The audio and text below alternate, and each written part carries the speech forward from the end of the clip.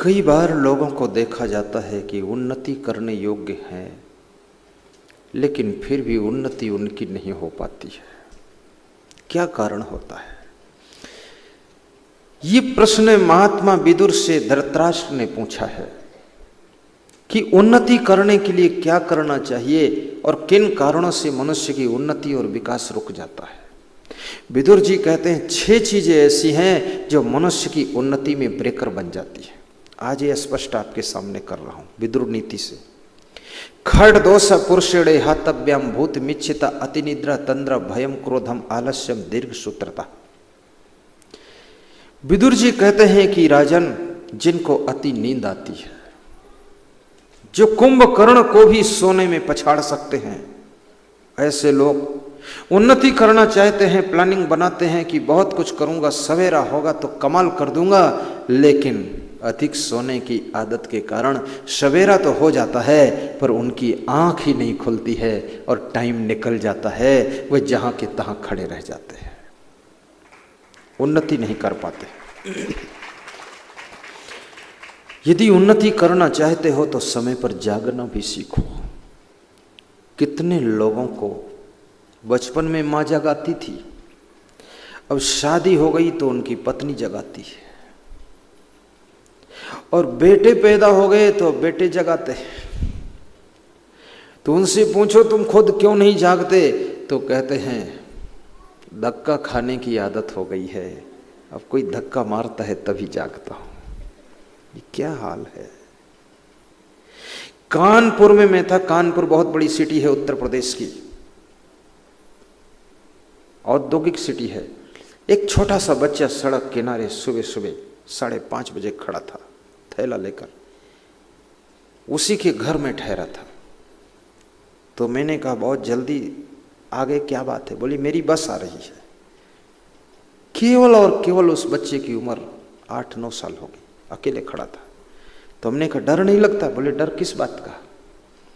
कोई डर नहीं, कटर कटर बातें करता था।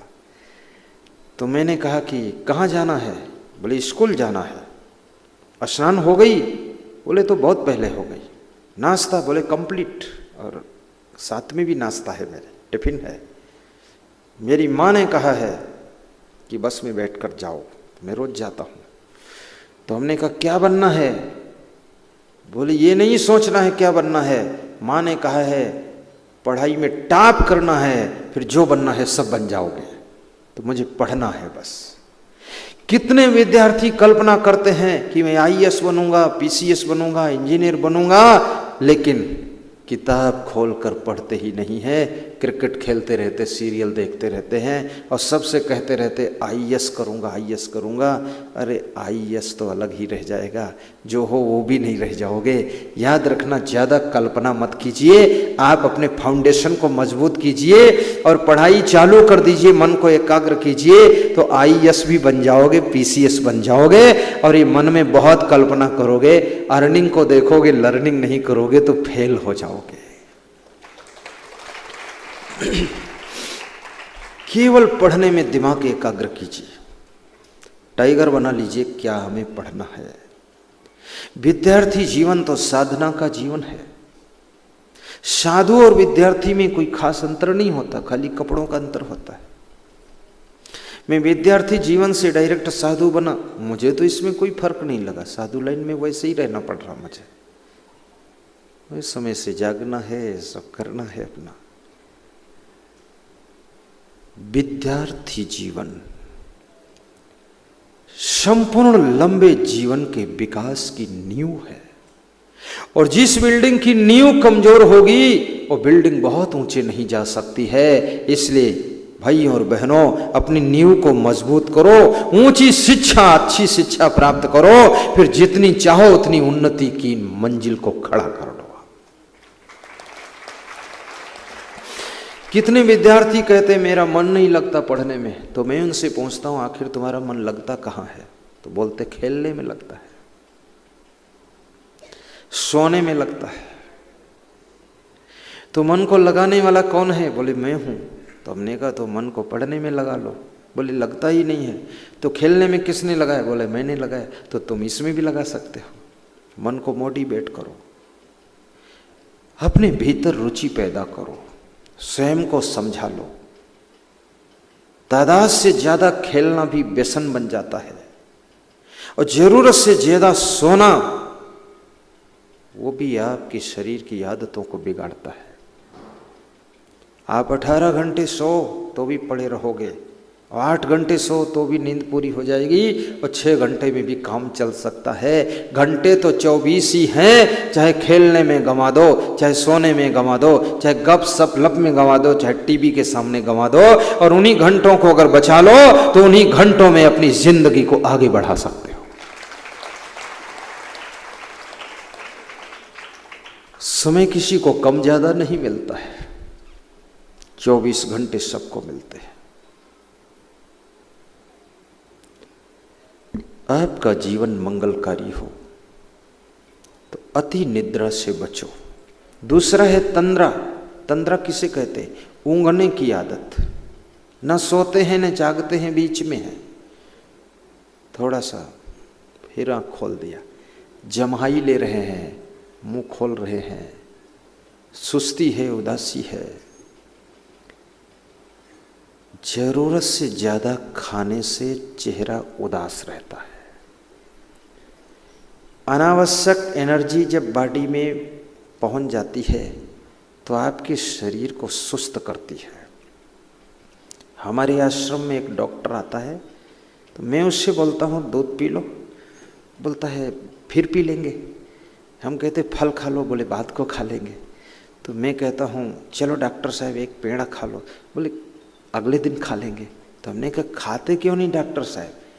बोले बहुत उदासी आती है, ऊँघासी आती है, जमाई आती है, इसलिए अब जरूरत भर हो चुका, अब नहीं खाएंगे।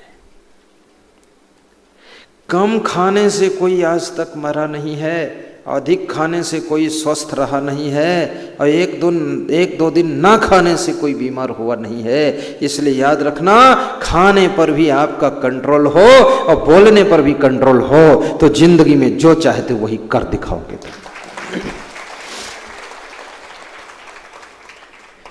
ये जबान पर कंट्रोल। आंखें दो हैं, काम एक है देखने का, कान दो हैं, काम एक है सुनने का, और जीभ एक है, इसके काम दो हैं, क्या? स्वाद लेने का और बोलने का। और याद रखना, आंखें भी आधी जिंदगी में ही खराब हो जाती है, और कान भी बहरे हो जाते हैं, और जीभ इतना वर्जिनल यंत्र है, जितना बुढ़ापा है उतना ज्यादा तेज होता चला जाता है। हाँ, आदमी बुजुर्ग हो गया, बहुत कम आपने सुना होगा कि किसी की जीभ फेल हुई है। अरे जीभ ने सबको फेल कर दिया खुद फेल होती नहीं है, बहुत बोलती है, बोलती चली जाती है। कितने लोग कहते हैं सिर कट जाए लेकिन बोलेंगे जरूर। क्या बात है? तो उनसे पूछो सिर कट जाएगा तो जीभ कहाँ काम करेगी? बोले करे ना करे बोल देंगे, फिर कटवा देंगे सिर को। अपना सिर भी इतना जीभ। जीभ पर जिसका नियंत्रण है, जीभ पर जिसका कमांड है, उसके घर का भी कलेश खत्म हो जाता है। और जिसमें बोलने की कला है, उसके लिए सब रास्ता खुल जाता है। मैं आपसे कहूंगा, जब खाने बैठो तब भी जीभ को कंट्रोल रखना। थोड़ा थोड़ा सब चीज खाना, थोड़ी जलेबी भी खा लेना। अब आधा किलो जलेबी खाओगे तो भगवान भी तुमको स्वस्थ नहीं रख पाएगा। 2-1 खा लो, थोड़ा पोया भी खा लो, थोड़ी कचौड़ी भी 1 खा लो, कभी कभी 1 समोसा भी खा लो, कभी 1 पूड़ी भी खा लो। लेकिन जो भी खाओ चबा चबा कर खाओ, चूस चूस कर खाओ, प्रेम से उसका स्वाद लो, आनंद लो। कितने लोग तो इतना स्पीड में खाते हैं, खाने के बाद पूछो क्या खाया तो बोलते हैं पता नहीं है क्या खाया, लेकिन खाया है, पेट भरा है। हाँ, इतना डिस्टर्ब है, टेंशन में है, फटाफट फटाफट फटाफट खाते नहीं है, निगल जाते हैं पूरा। प्रेम से खाइए, और भूख ना हो तो मत खाइए, फिर बाद को खा लेना। थोड़ी भूख हो तो थोड़ा खाइए, कम भूख हो तो कम खाइए, ज़्यादा भूख हो तो थोड़ा ज़्यादा भी खा लीजिए। कोई बराबरी नहीं है कि आपके पड़ोसी ने एक जलेबी खाया तो तुम भी एक जलेबी खाओ। तुम्हारी ज़्यादा भूख है तो 2 खा लेना, 3 खा लेना, लेकिन रोज जलेबी भी मत खाना। इसलिए हमारे भक्तों के लिए जो श्री सुवालाल जी ने नाश्ता बनाया उसको चेंज किया है। कल तैयार किया था लड्डू, आज जलेबी और पोया, और कल और रुको तो कुछ और आ जाएगा। चेंजिंग, बॉडी के अंदर एक ही सब्जी नहीं पहुंचनी चाहिए, एक ही दाल नहीं पहुंचनी चाहिए। बदल बदल के हर तत्व की जरूरत है। थोड़ा प्राणायाम भी कर लिया करो, थोड़ा व्यायाम भी किया करो, और थोड़ा पैदल जरूर चलो। और कहीं चलने के लिए मत जाओ, अपनी छत पे चलो, अपने सामने चलो, 101 राउंड मारो छत पे, इधर से उधर। सड़क वड़क पर घूमने की जरूरत नहीं है, पीछे से कोई टक्कर मार देगा, नया काम बन जाएगा। ऊपर ही घूम लो। और धन की हानि हो जाए तो भी मन को दुखी ना होने देना, क्योंकि याद रखना, धन की हानि हुई है वो अगर आपका शरीर स्वस्थ है, मन मस्त है, तो उस हानि को कल तुम पूरा कर लोगे। अगर आपके शरीर की हानि हो गई और मन की हानि हो गई तो आप धन को भी न बचा सकोगे, क्योंकि आपका शरीर भी गया और मन भी गया, अब धन भी नहीं रहेगा आपके पास। शरीर को संभालो।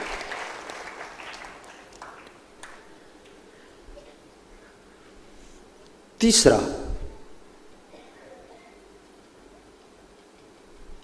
अति निद्रा तंद्रा भयम, जिनका डरपोक स्वभाव है। कुछ लोग डरपोक होते ना, किसी के पास जाने में भी डरते हैं, कुछ कहने में भी डरते हैं। एक आदमी चुनाव लड़ने के लिए मेरे पास आया, बोला चुनाव लड़ रहा हूं, आशीर्वाद दो।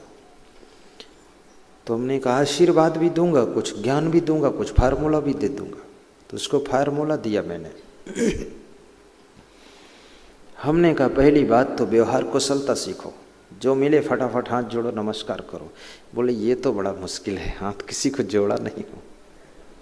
तो हमने कहा गलत फील्ड चुन लिया आपने, फिर तो आप छोड़ो इसको। दूसरी बात, थोड़ा माइक में बोलना सीखो। बोले माइक को देखता हूं तो लगता है काला सांप फन फैलाए बैठा है, पसीना आ जाता है, नहीं बोल सकता हूं। हमने कहा सारे उल्टे गुण हैं आप में, थोड़ा बोलना भी सीखो। तो उसको बोलना सिखाया मैंने कहा ऐसे बोला करो कि जितने लोग सामने दिखाई दे रहे हैं इन सबको मेरा बारंबार प्रणाम है, और ये भारत देश को आगे बढ़ाना है, ये भारत को भव्य बनाना है, इसकी गली गली को सड़क सड़क को चमकाना है। इसलिए मैं आपसे वोट मांगने आया हूं, मुझको वोट दो, मैं ये सब कमाल करके दिखा दूंगा। ऐसे बोलो। तो उसने कहा मैं कमाल कर पाऊंगा कि नहीं। हमने कहा यही संदेह है तो रहने दो फिर। कुछ बोलना तो पड़ेगा आपको, थोड़ा भाषण भी हो, प्रेम भी हो। और मैंने उससे कहा अपने घर की स्थिति को मजबूत करो, पति पत्नी, भाई भाई, पिता पुत्र मेल भी हो, कहीं घर में ही खींचातानी ना हो जो उसी में उलझे रहो तुम, तो राजनीति क्या करोगे। बोले घर में तो मेरी पत्नी कहती अगर चुनाव लड़ोगे तो समझ लो फिर मैं चली जाऊंगी मायके। तो हमने कहा तो अभी से लफड़ा है तो क्यों लड़ रहे हो, मत लड़ो चुनाव। बोले भाई कहता है राजनीति करोगे तो हम साथ नहीं रहेंगे। तो हमने कहा छोड़ तो फिर क्या कर रहे हो। जब तक आपको परिवार का सपोर्ट नहीं मिलेगा आगे बढ़ ना सकोगे, साथियों का सपोर्ट मिलना चाहिए। बोलने में भी डर न लगे। लेकिन इसका मतलब ये भी नहीं कि उदंडता से आप बोलें, संभल कर बोलिए, क्योंकि बोलना ही पर्याप्त नहीं है, तौल तौल कर बोलना पर्याप्त है। शब्द में वह शक्ति है, परायों को अपना बना लेता है, लेकिन बोलने की कला नहीं है तो वही शब्द आपके मुख से निकला हुआ अपनों को भी पराया बना देता है, पराया बना देता है।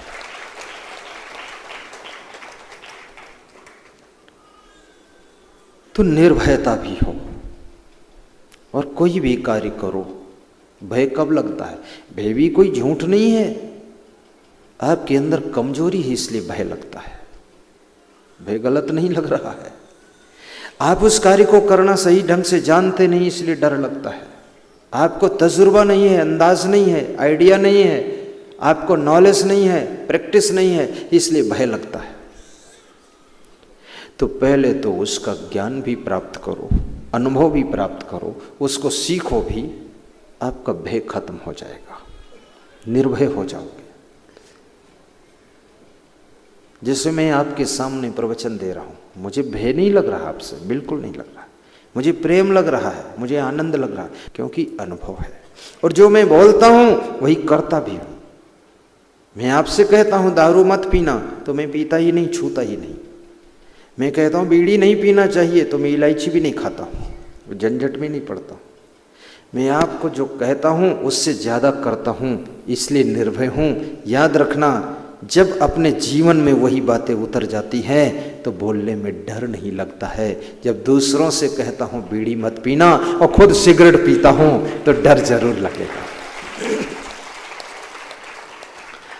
एक वक्ता बोल रहा था मंच पर बड़े जोर जोर से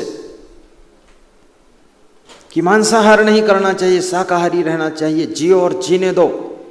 बोलते बोलते उसको पसीना आ गया तो रुमाल जेब से निकाला, पसीना को पोंछने के लिए जोश में निकाला रुमाल, तो रुमाल से एक मुर्गी का अंडा निकलकर टेबल पर गिरा और फूट गया। तो बोले ये क्या हुआ, ये शाकाहारी है? बोले भूल हो गई, साथ में ही अंडा रखता हूं। इतना आदत खुद की बिगड़ी हुई है। रामा रामा हरे हरे, मुर्गी अंडा घरे घरे। हाँ, मत खाना पीना, शुद्ध पवित्र रहो और घर में शांति बनाओ, मिलजुल कर भी रहो, थोड़ा बड़ों का अदब लिहाजा रखो, जोश खरोश में मत रहो, बकवास मत करो, तिल का ताड़ मत बनाओ, ताल को खोद के समुद्र जैसा गहरा मत बनाओ, खुद डूब जाओगे। भात का बतंगड़ मत खड़ा करो। संतुलन बनाने की कोशिश करो। भयम क्रोधम। और चौथी चीज विदुर जी कहते हैं, जिनको बहुत क्रोध आता है, बहुत गुस्सा है, जिनको ज्यादा क्रोध आता है, दो चीजों से वे वंचित हो जाते हैं,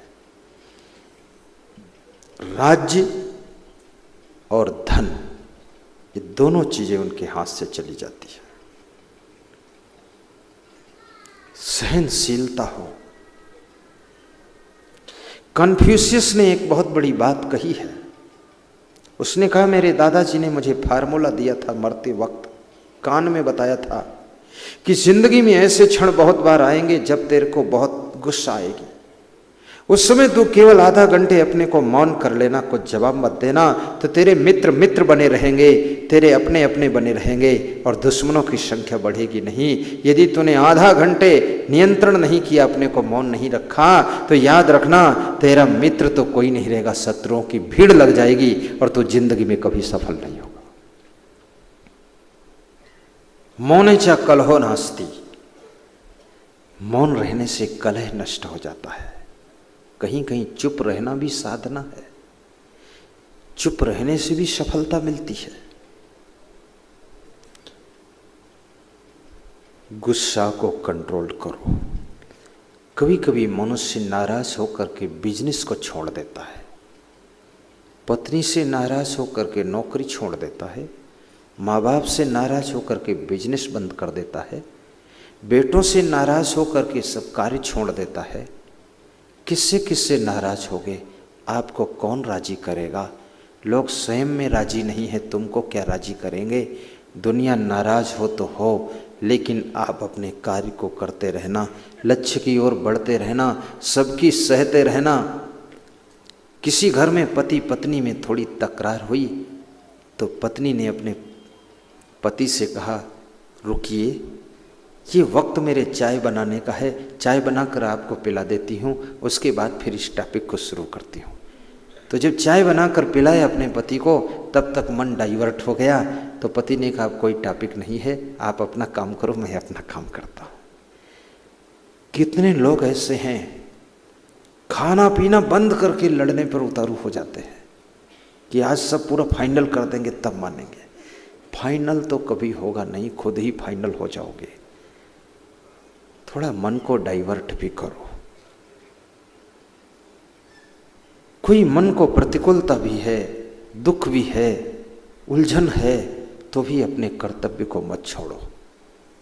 झाड़ू लगाने की सेवा है तो झाड़ू जरूर लगाओ। भोजन बनाने की ड्यूटी है, भोजन बना दो, खिला दो।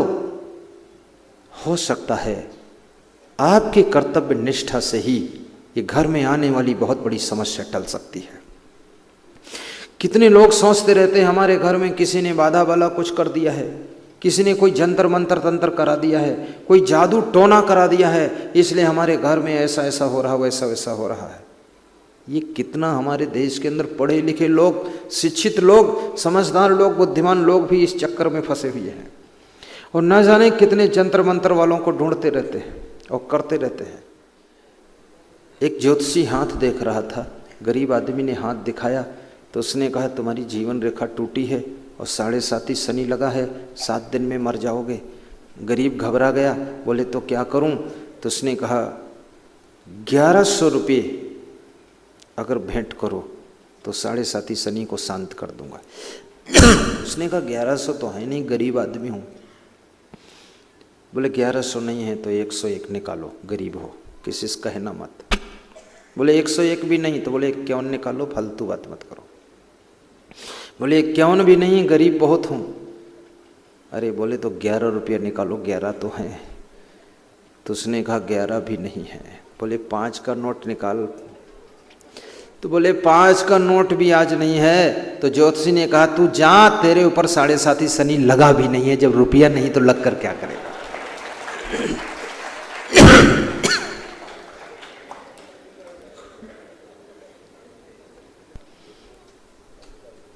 याद रखना, कर्म से भाग्य बनता है। आपको एक सत्य घटना बता रहा हूं,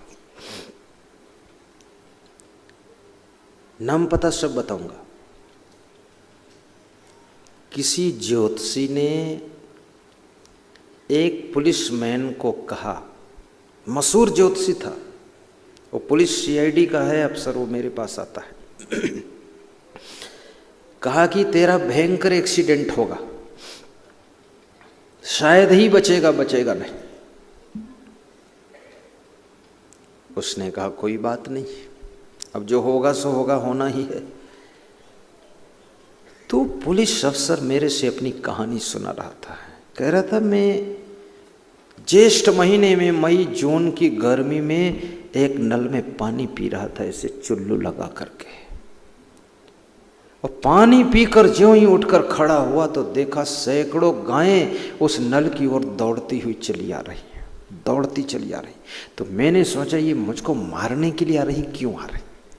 मैंने पूछा लोगों से, गायें दौड़ क्यों नहीं? बोले इसलिए दौड़ रही हैं कि नल के पास जो गड्ढा है, गड्ढे में थोड़ा पानी इकट्ठा हुआ है, तो ये प्यासी है इसलिए दौड़ती चली आ रही। जो गाय पहले पहुंच जाएगी वो पी लेगी, जो पीछे रह जाएगी वो प्यासी रह जाएगी। तो उसने कहा फिर मैंने क्या किया, मैंने नल का हत्था पकड़ लिया और चलाना शुरू किया, तो गायें सब पीती रहीं।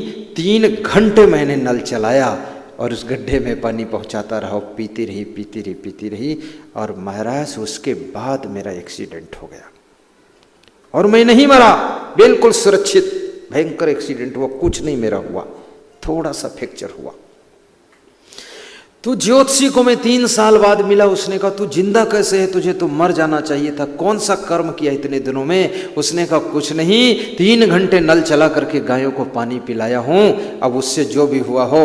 बोले यही सेवा का कर्म तेरे जान की रक्षा किया है, तेरे भाग्य को बदल डाला। इंसान की सेवा, पशु की सेवा, पंछियों की सेवा भी आपके लिए कवच कुंडल बन जाती है। इसलिए माता पिता की भी सेवा करना, दादा दादी की भी सेवा कर देना, पशु पंछियों की भी सेवा कर देना, क्योंकि हे इंसान तू सेवा करने के लायक है। तेरे पास इतनी सामर्थ्य है कि तू पृथ्वी के जलचर, नभचर, थलचर सभी प्राणियों की रक्षा भी कर सकता है, सेवा भी कर सकता है। तू बहुत समर्थ है। तू नर के रूप में नारायण है, इंसान के रूप में भगवान है। अगर तू अपनी सामर्थ्य को संभाल ले तो तू हजारों लाखों प्राणियों को जीवन दान दे सकता है। यदि अपने आप को संभाल ना पाए तो इनके जीवन को खत्म भी कर सकता है। मनुष्य में बहुत सामर्थ्य है। बड़ा मजा आता है उन लोगों पर जो लोग कुत्ते की तो सेवा कर लेते हैं लेकिन माँ बाप की सेवा नहीं करते। कुत्ते को कंधे पर बिठा कर ले जाते हैं और माँ बाप के कंधे तोड़ते हैं डंडे मारकर। मैंने एक आदमी से पूछा, ये कुत्ते से इतना प्रेम, माँ बाप से इतनी नफरत? बोले कोई जन्म का कर्जा है वो कुत्ते के साथ अदा हो रहा है। तो माँ बाप को ऐसा दूर क्यों किया? तो बोले कोई जन्म का पाप था इसलिए दिमाग खराब है मेरा, क्या करूं, गुस्सा बहुत आता है, माँ बाप की सह नहीं पाता हूँ गंदगी फैलाते हुए। हमने कहा कुत्ता सफाई फैलाता है? अरे बोले ये तो पूरा गंदा ही है। कुत्ते से इतनी रिश्तेदारी, माँ बाप से इतनी दूरियां। याद रखना, कुत्ते की सेवा करने को मैं मना नहीं करता हूँ, लेकिन इतना ज़रूर कहता हूँ कि अपने माँ बाप की सेवा भी कर देना, सास ससुर की भी सेवा कर देना, उन बूढ़ों को निभा लेना। और याद रखना, जो दूसरों की सेवा करता है उसका पुण्य इतना जमा हो जाता है कि उसकी बिना चाहते हुए सब सेवा हो जाती है। सेवा करने वालों की ही सेवा होती है।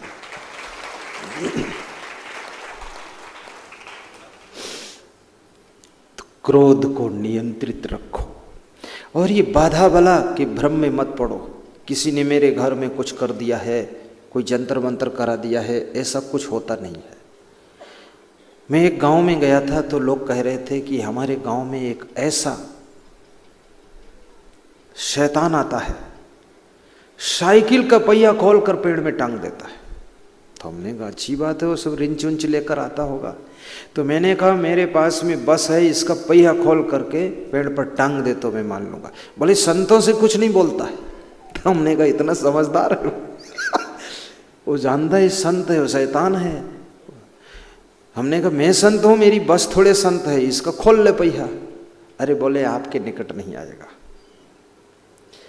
बोले लोगों के घर में भोजन बन रहा है तो दाल में गोबर डाल जाता है।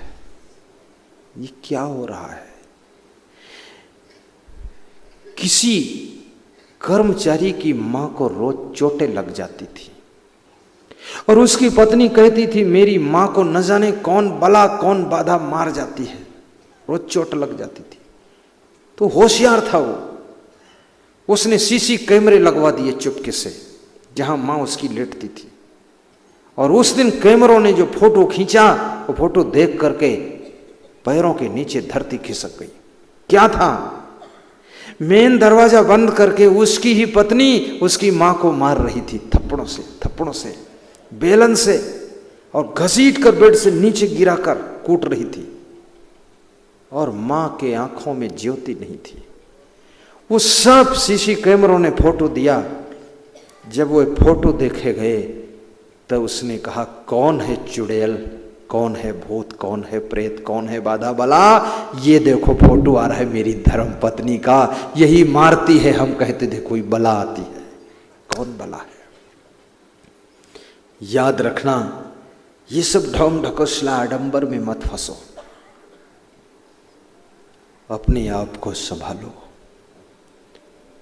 गलत व्यवहार मत करो। सेवा बहुत बड़ा धर्म है। गाइए 2 कड़ियां।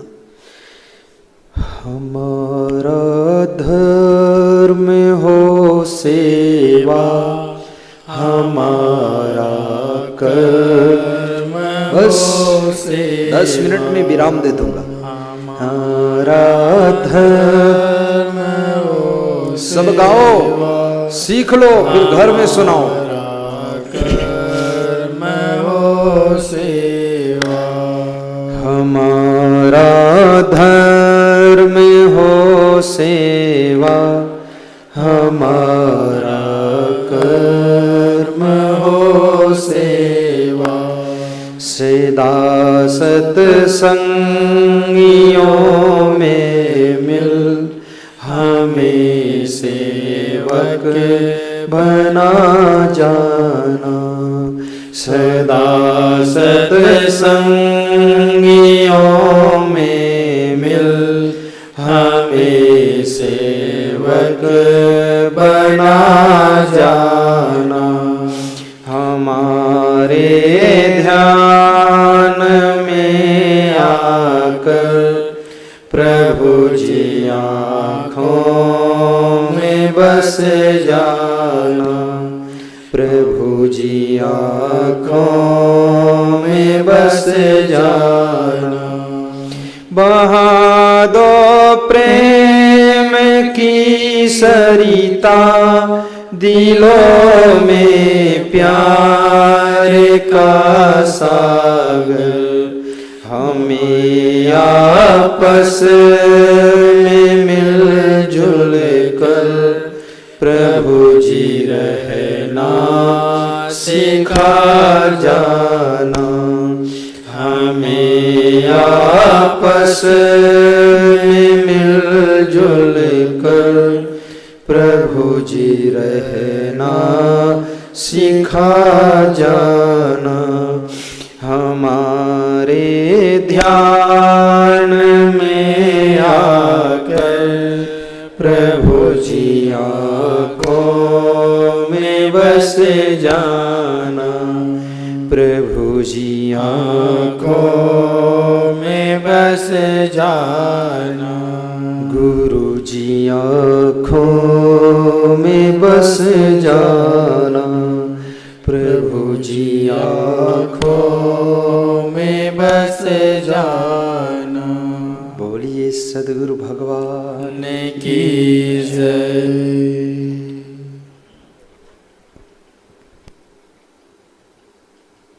अति निद्रा, तंद्रा, भयम, क्रोधम, आलस्यम। 5वां कारण है उन्नति में बाधक आलस्य। कितने लोग शरीर से आलसी है तो कितने लोग मन से आलसी है, वो सोचना ही नहीं चाहते हैं। और कितने लोग सोचते तो बहुत हैं, मन से आलसी नहीं है, लेकिन शरीर से आलसी हैं, कुछ करना ही नहीं चाहते। छोटे से काम को शुरू करो, वही काम धीरे धीरे बड़ा हो जाएगा। जब मैंने शुरू में सत्संग शुरू किया तो 5 श्रोता थे, महीने बाद 50 हो गए, साल बाद 500 हो गए, और फिर 10 साल के बाद 2000 हो गए। आज कहीं कहीं मैं बैठता हूं तो 20,000 और 50,000 श्रोता भी सुनते हैं। छोटे से शुरू किया था, छोटी सी माइक थी, उससे शुरू किया था। कितने लोग सोचते हैं जब करूंगा तो बहुत बड़ा ही करूंगा, एकदम भयंकर करूंगा, न नौमन राई होई न राधा का नाच होई। बड़ा सोचता रहोगे, छोटे से स्टार्ट करो, शुभारंभ तो कीजिए, कुछ कर्म तो करो, खाली बैठे मत रहो।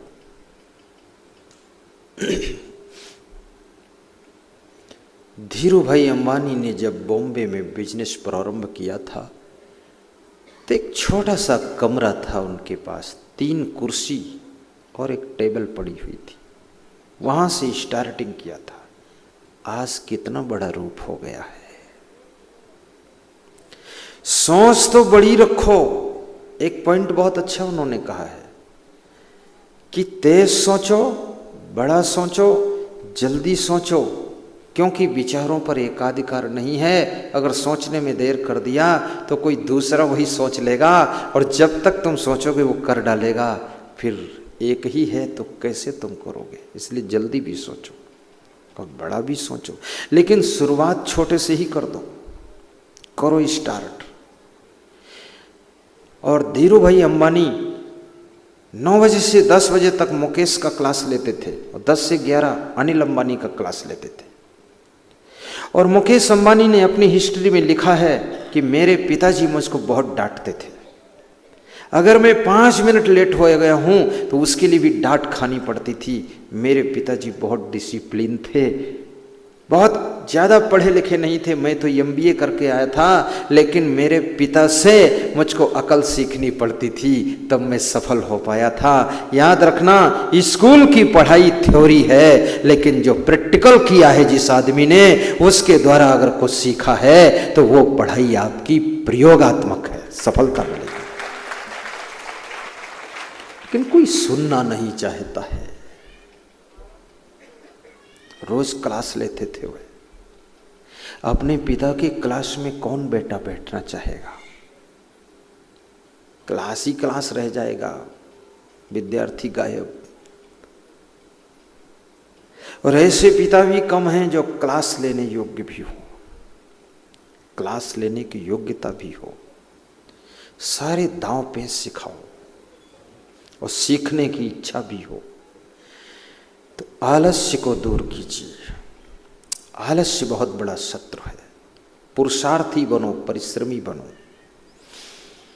और छठा कारण है दीर्घ सूत्रता। दीर्घ सूत्रता का अर्थ क्या होता है? 5 मिनट में पूर्ण होने वाले कार्य को 50 मिनट में पूरा कर पाना। 1 दिन में होने वाले कार्य को 3 दिन तक करते रहना, इसको दीर्घ सूत्रता कहते हैं। 5 मिनट में डिसीजन लेने वाली बात को 5 दिन तक डिसीजन न ले पाना, इसको दीर्घ सूत्रता कहते हैं। इसमें समय बर्बाद होता है, अवसर निकल जाता है हाथ से, चांस चला जाता है। अवसर मिलता तो सबको है, लेकिन उसको पहचानने के लिए आंख चाहिए। और अवसर बार बार नहीं आता है, एक बार आता है फिर चला जाता है, फिर तुम उसका इंतजार करते हो फिर भी नहीं आता है। अवसर को पहचानो।